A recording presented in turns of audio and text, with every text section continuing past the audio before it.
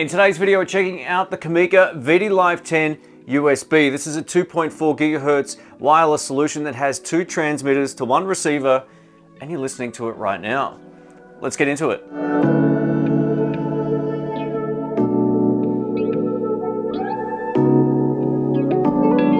Before we get started, a massive thank you to Comica for sending this out for the review. I really appreciate it. They're not paying me to make this video, and all thoughts about this will be my own. They are letting me hold on to this sample unit. This will be a full deep dive pros and cons review rather than just a demonstration, because I've tested just about every available wireless pack on the market up until this point, and there's definitely a few things to know about this before we get going. So this is a budget pack.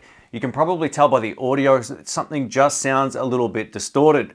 That's nothing to do with my camera setup. I'm using a Sony FX3, so it's a high-end camera, and this is the best audio quality you can get using the provided transmitter. You can improve the audio quality by using a lavalier microphone, which I'll show you in just a moment, but just know already ahead of time, this is the best I've been able to get this to sound. One of the great things about this unit is connectivity. I've currently got it connected to my camera for this particular video, but you can also hook it up to something like the GoPro thanks to the media mod using the same 3.5mm connector. Now, if you've got another camera or device that accepts that particular size cable, then you'll also be in business. It's basically the industry standard.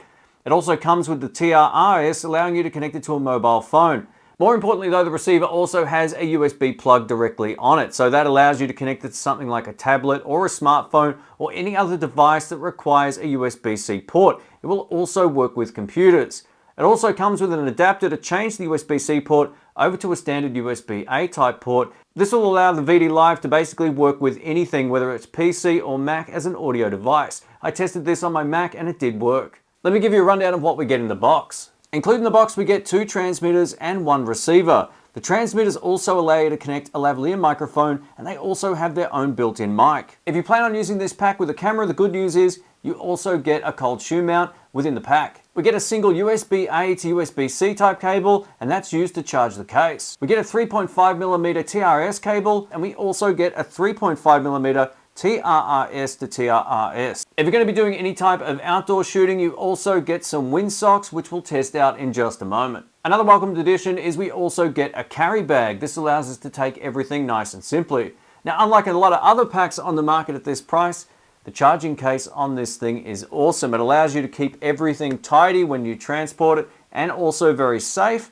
And it also doubles as a charger, which means you don't need 3 USB-C type cables to charge up all of the devices.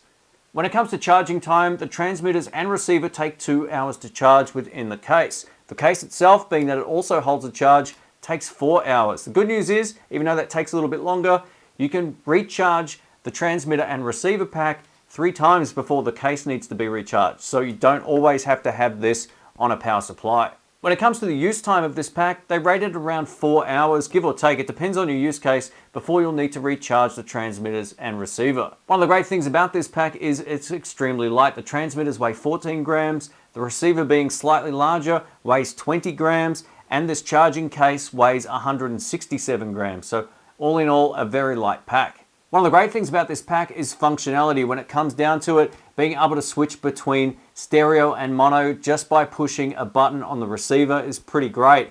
Unlike a lot of packs where you have to go menu diving, this doesn't have any menus. You just turn it on and it connects and works. Up next, we're doing a line of sight distance test. This is rated up to 30 meters, so I took it out into the park just to test it out on a fairly windy day. We're also going to put on the dead cat windsock that's provided with this pack to hopefully cancel out any wind noise. Here we go. Up next, we're doing the all-important distance test. So what I'm going to do is start walking backwards, and every now and then I'm just going to turn around to see if the transmission cuts out. This will also test out the wind filter that you apply to the actual microphone built in to the transmitter. So it's pretty windy out here today, but not too bad, and I'm tipping this will do a really great job. I'm about 10 meters back. I'm just going to turn around and keep talking, and if it cuts out or does anything weird, I'll leave some annotations on screen. Usually these are pretty good up to about 20 meters, and then if you turn around and break line of sight, that's when you start having problems. So I'm going to just keep walking backwards to roughly its rated 30-meter distance. Line of sight in an area like this, you probably will get slightly more than the rated, but 30 meters is more than enough. I would say I'm probably close to that right now. So if this is still working, then it works up to about 30 meters. dead line of sight. I'm going to keep walking back towards the camera now and just keep talking in case you're doing some sort of walk and talk. The wind's kicked up a little bit, so let's see if the performance of this wind protection, you know, this little sock you put on the transmitter, is doing the job. So it should be working pretty well. I like the design of this windsock, so fingers crossed it's all good. And I'll leave some comments at the end of this video whether or not it worked as well as expected. Looking back at the distance test, I thought it worked really well. So you can get up to the 30-meter distance range, which is roughly 90 feet, walk back towards the camera without any issues. But just keep in mind though, it has to be line of sight. As soon as you turn around, the signal will drop slightly, but I thought it did a really great job at recovering when I did that turnaround test. Up next, we're doing the all-important vlogging test, and I'm using the Sony a7C. Now, on the distance test, I had the preamp on the camera up a little bit more than where it is now, so it should sound a little bit cleaner overall without pushing the preamps to kind of like their maximum. It didn't clip before, but it was very close. So I'm going to see just how well this works with the Sony a7C on a vlogging test. One of the benefits of using a wireless mic is I can put the camera anywhere and I'm still going to get great audio. Plus, you get the second transmitter, making it really easy to capture two people's audio if you do any kind of outdoor vlogs. When it came to the vlogging test, I actually reduced the input gain of my preamps on the camera even more. And I noticed it still sounded like it had this inherent distortion overtone to the audio. It's very subtle sometimes, and in other times it's more prominent. So depending on your shooting situation, you can make a call whether or not the audio quality is good for you. In the outdoor environment where there's more ambient noise, I tend to notice it less. So yeah, food for thought there. And now we're back to using the built-in microphone on the transmitter. Can you hear a huge difference between the built-in mic and the lavalier microphone? Let me know below. What I'm going to do is do an unfair test with this. This is a budget pack. We're going to compare it up against the Saramonic Blink500 Pro, which is one of my favorite packs out there. And now we're over to the Blink500 Pro. This costs almost 3 times as much as the Comica. Is there a huge difference in the audio? If you can hear a massive difference, choose the pack that's right for you. One clear advantage to the Comica pack is its ability to capture both stereo and mono audio sources, and you can choose whether you want it to output in stereo or in mono at the press of a button on the receiver. Right now you're listening to both of the packs in use. This is in stereo mode, so you should be hearing the audio coming out of your left speaker and now over to the right speaker.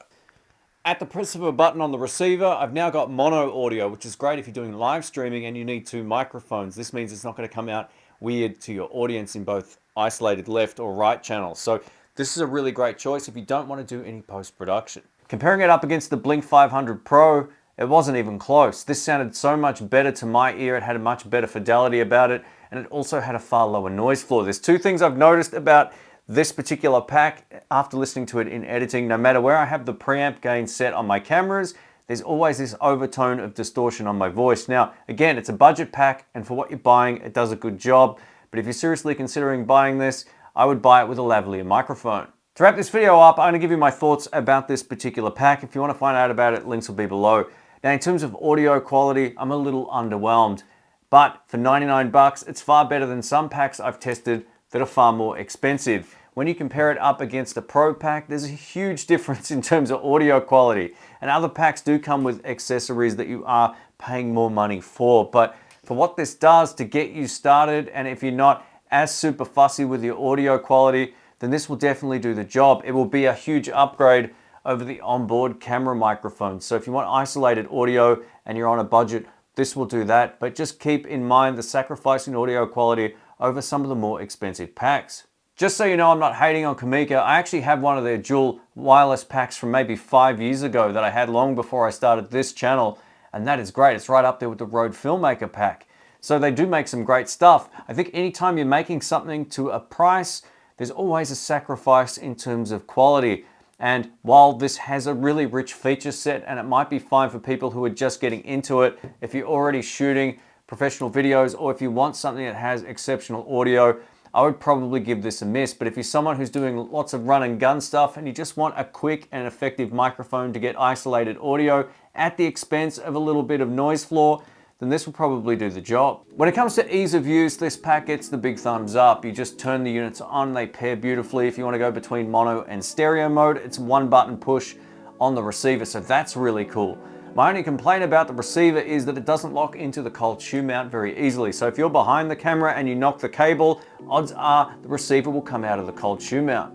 Having that USB-C connector sticking out of the receiver might be a deal breaker for somebody as well, but if you're using it with a computer, it's a necessity. You can click it in and you're good to go. So in terms of that functionality, it works really well. For the straight up filmmaker, I'm not sure if this is the right pack based on the fact you don't get the best audio quality and you also don't get a reliable receiver. I really wish there was some sort of clamp to lock the receiver in place. Maybe Comica can upgrade that in the future. The rest of the functionality gets the big thumbs up. It's easy to adjust your audio levels and it's easy to connect a third-party lavalier microphone, irrespective of the connector, to the actual transmitter. So I really like that. I like the fact you also get real-time audio if you choose to use that duplex mode. Thanks again to Comica for sending this out. If you want to find out more about it, links will be below. I hope this video has been helpful, and if it has, please let me know in the comments. Thanks again, catch you soon. See ya.